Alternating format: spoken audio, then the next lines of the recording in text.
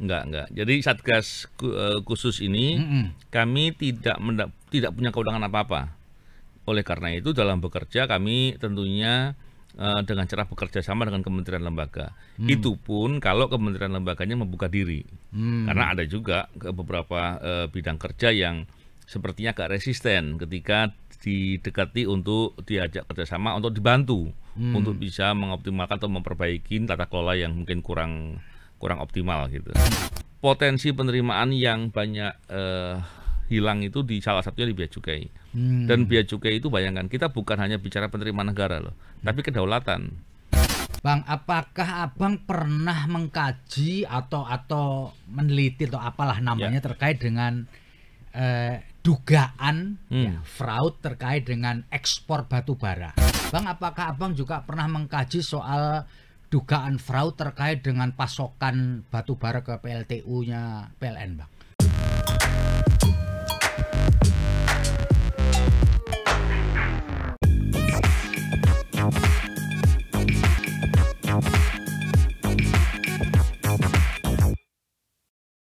Assalamualaikum warahmatullahi wabarakatuh. Salam damai sejahtera buat kita semua.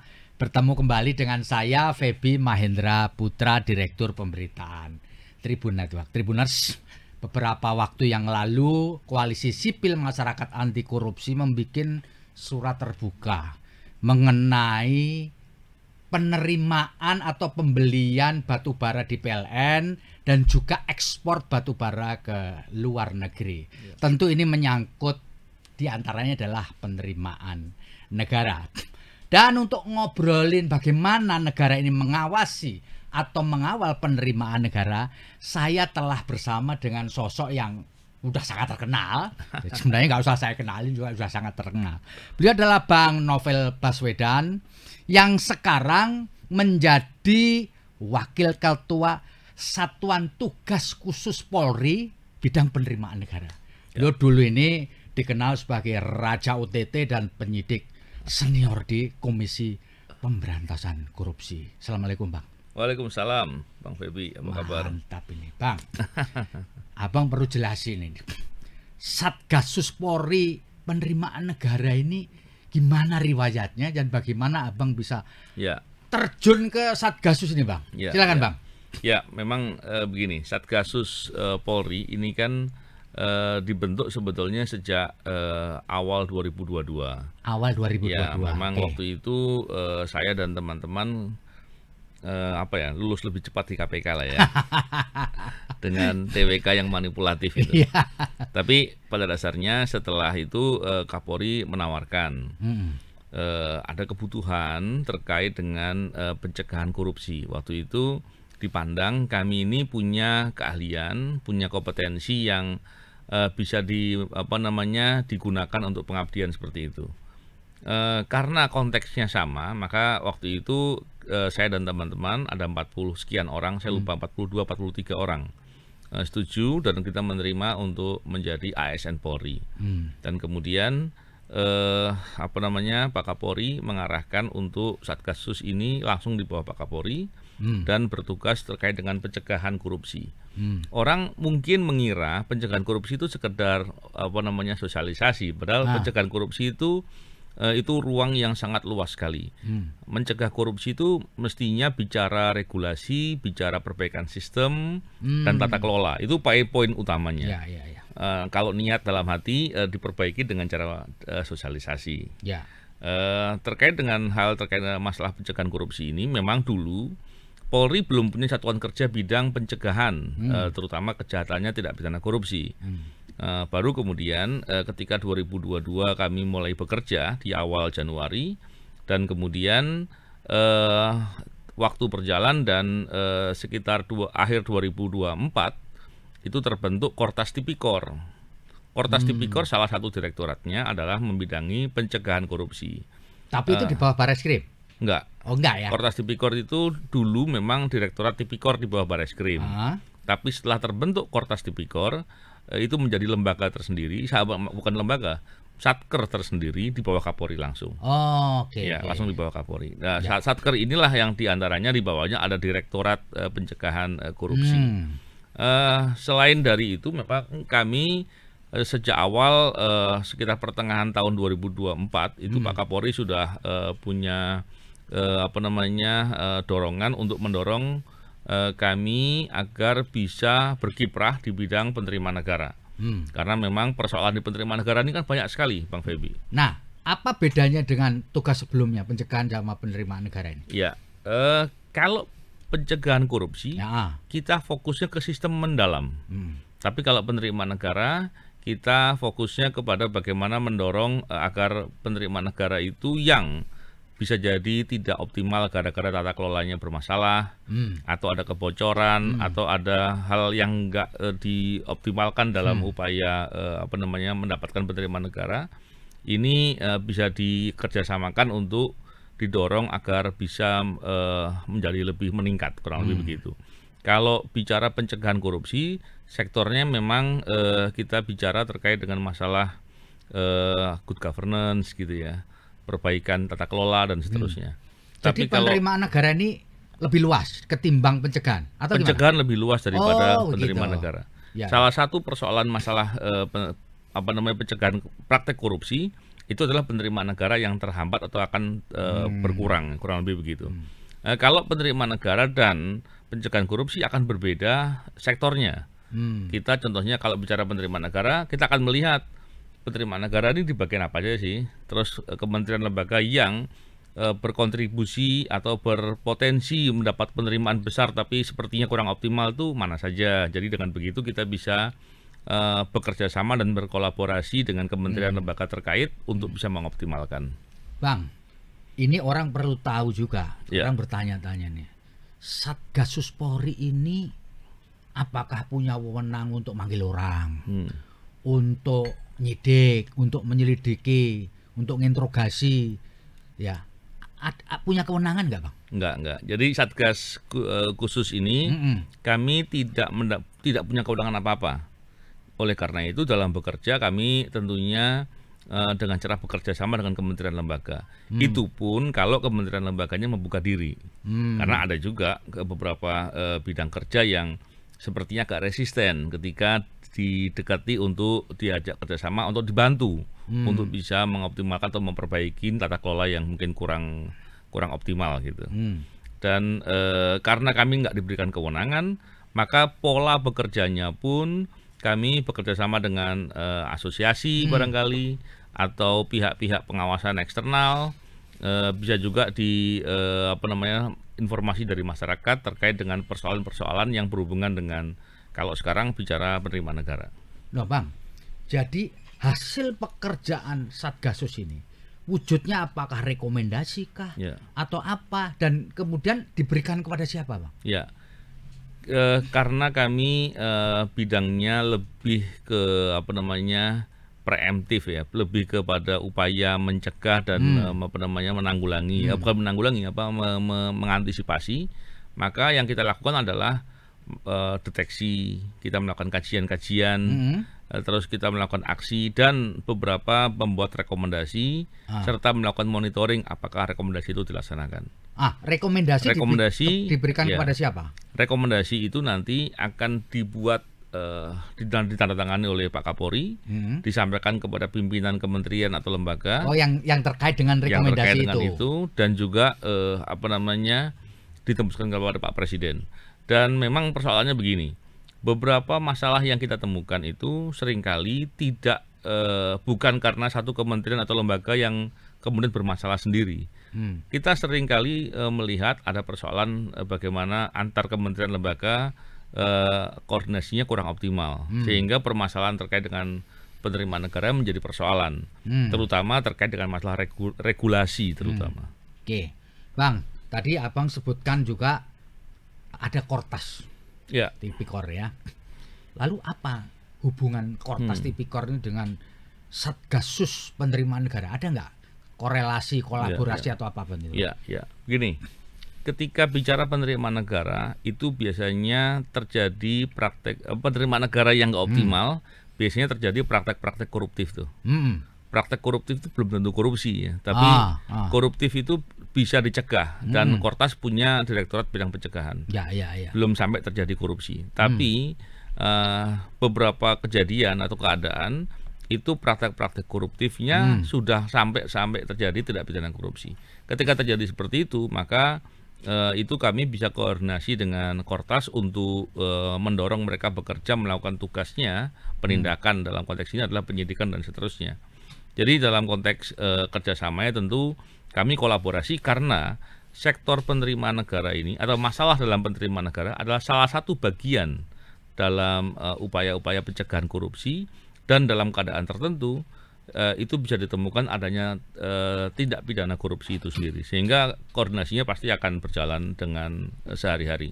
Bang, apakah memungkinkan Satgasus ini penerimaan negara itu rekomendasinya itu nyampe ke Kortas kemudian untuk ini loh perlu ente tanganin gitu? Jadi begini Bang Feby, memang menarik ya.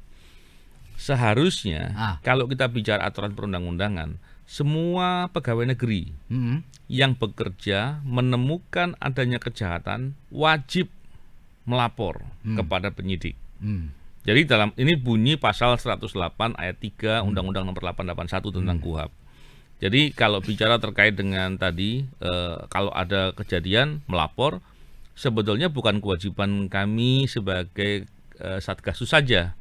Tapi semua pegawai negeri ketika mengetahui adanya dugaan kejahatan, termasuk dalamnya adalah tindak pidana korupsi, maka wajib untuk melaporkan. Sehingga kewajiban itu selain mengikat kepada PNS lain juga kepada kami. Itu otomatis. Otomatis. Gitu. Otomatis. Jadi jangan nanti dianggapnya seolah-olah hanya kami yang punya kewajiban, tidak. Semua pegawai negeri wajib.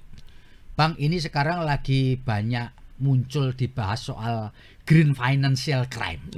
Yaitu kejahatan keuangan di bidang sumber daya alam dan lingkungan. Apakah ini juga ada korelasinya dengan Satgasus yang Abang pimpin ini, Bang? Ya, pada dasarnya gini. Terkait dengan penerimaan negara sektor sumber daya alam lah gitu ya. Itu memang banyak sekali yang potensi tidak optimal. Baik itu di sektor ekspor maupun pajak. Ataupun beberapa dari PNBP, karena kalau PNBP yang ngelola Kementerian SDM barangkali ya. Jadi ada 3 sektor itu yang bisa terjadi potensi penerimaan tidak optimal, terus kemudian di 3 tempat itu yang terjadi persoalan. Tapi terlepas dari itu bisa jadi masalahnya itu bukan hanya regulasinya yang kurang baik, kurang optimal. Bukan hanya terkait dengan sistem atau tata kelolanya yang kurang baik gitu ya. Tapi bisa jadi ada niat jahat, ada kejahatan di sana. Nah, ketika yang terjadi adalah kejahatan, ada orang yang punya niat jahat untuk mendapatkan keuntungan dengan cara menghindarkan kewajiban untuk penerimaan negara, maka itu kejahatan. Jadi sebetulnya sektornya memang ada kaitan, pasti ada kaitan. Tentunya kaitannya adalah kalau pajak ya Ditjen Pajak. Tapi kalau terkait dengan ekspor adalah Ditjen Bea Cukai. Kalau terkait dengan PNBP, kemungkinan besar adalah terkait dengan Kementerian SDM, dan yang memonitori atau mengawasi itulah Ijen Kementerian Keuangan.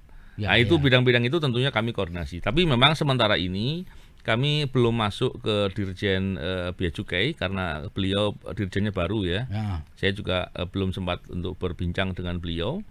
Dan sementara dengan Ditjen Pajak, dengan Ijen Kementerian Keuangan, dengan Kementerian SDM kami sudah mulai menyusun langkah-langkah untuk melakukan upaya terkait mendorong penerimaan negara yang lebih baik. Bang, apakah Abang pernah mengkaji atau meneliti atau apalah namanya terkait dengan dugaan fraud terkait dengan ekspor batu bara ke luar tentu aja. Konon kan kabarnya royalti atau penerimaan negara bukan pajak itu ditentukan berapa kalori yang diekspor. Betul. Nah biasanya kalau diekspor kalorinya dikecilin. Betul. Apa pernah ada satu kajian mengenai bidang energi yang masuk dalam green financial crime ini, Bang? Ya memang beruntungnya kami itu begini. Yang melakukan kajian itu sudah banyak sebenarnya. Oh gitu. Sudah banyak. KPK saya kira sudah pernah. Terus PPATK pernah juga mendapatkan membuat analisis terkait dengan dugaan-dugaan tapi dari perspektif aliran dana. Dan tentunya Ijen Kementerian Keuangan juga sudah punya beberapa kajian soal itu.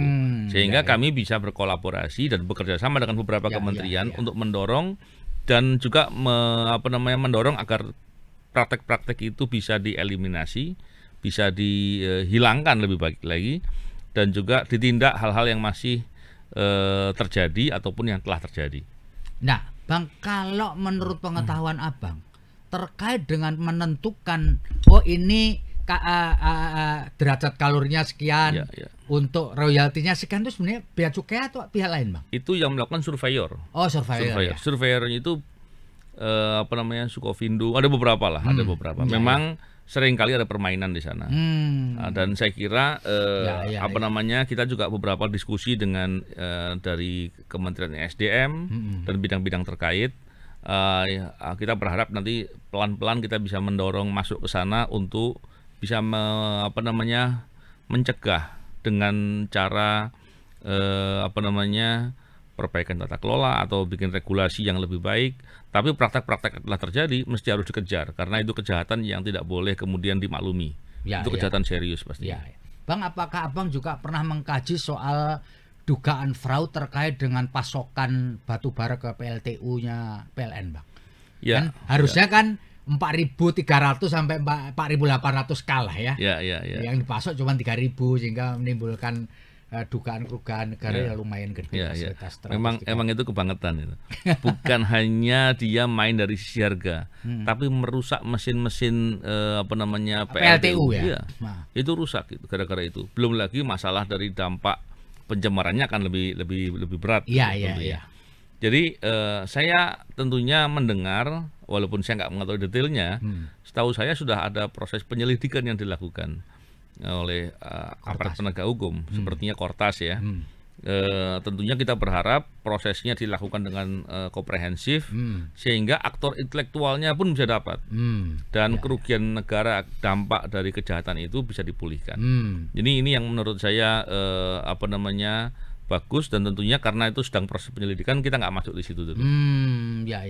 Bang, ini waktu pencegahan. Apa fokus yang dilakukan oleh Satgas? Pasti kan Satgas ini supaya nggak confuse, pasti fokus ya. Betul. Waktu itu fokusnya apa, Bang? Memang begini, ketika awal-awal kami fokusnya adalah ke bidang energi dan pangan. Dua aja ya, energi dan pangan ya. Walaupun kemudian ada permintaan dari Kementerian Sosial untuk bantuan sosial, kami masuk juga, dan ada beberapa kementerian dan lembaga terkait yang kami masuk. Ada 24, saya lupa detailnya, tapi dalam laporan akhir tahun Kapolri itu disampaikan. Terkait dengan energi, kami contohnya masalah tambang, jaminan reklamasi. Jaminan reklamasi ini kan tata kelolanya sengkarut lah. Bahkan kalau ditanya siapa yang punya catatan soal reklamasi, ini juga nggak jelas. Apalagi ada upaya pihak-pihak tertentu yang mengambil dari uang yang harusnya menjadi jaminan reklamasi, yang itu bisa seharusnya dipakai untuk menutup lubang-lubang tambang yang tidak ditutup oleh orang-orang yang seharusnya, atau pemilik-pemilik IUP yang harusnya menutup.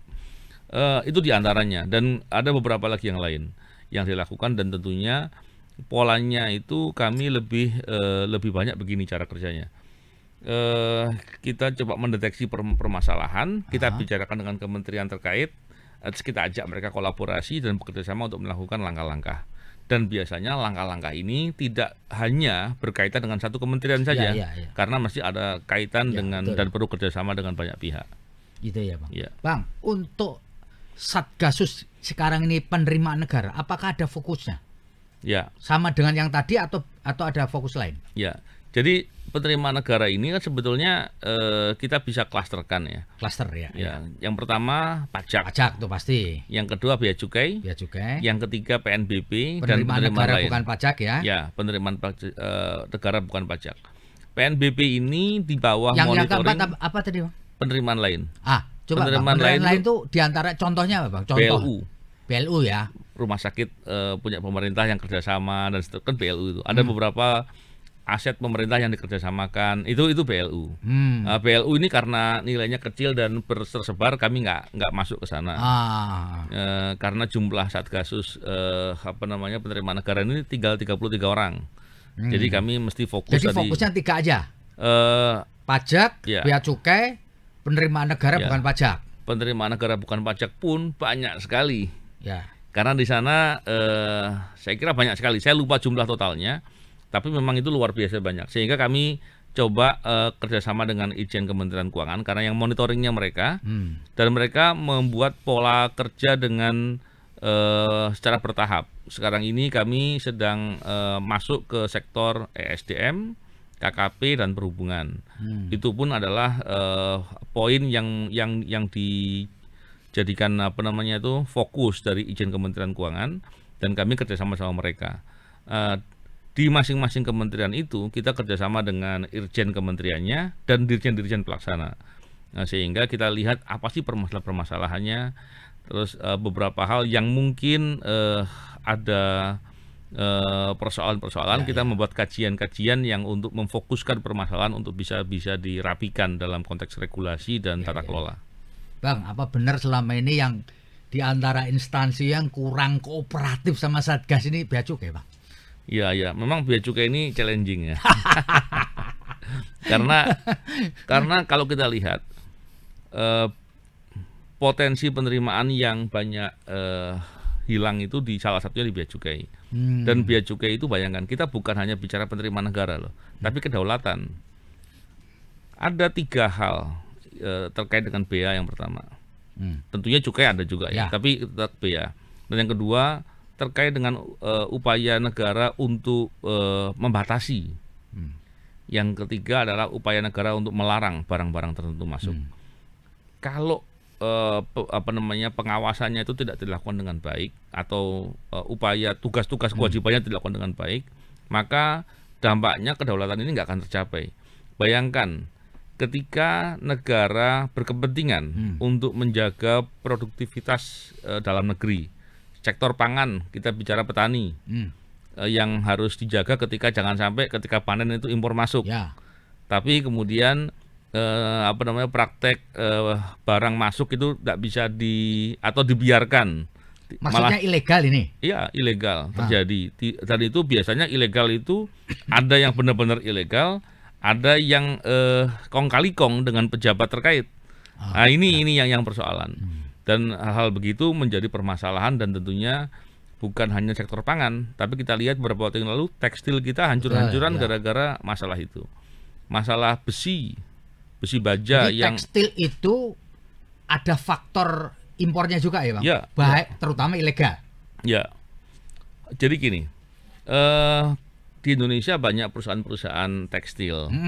Dan kita tahu salah satunya di negeri Cina juga banyak produksi tekstil yang mereka mendapatkan insentif dari negaranya.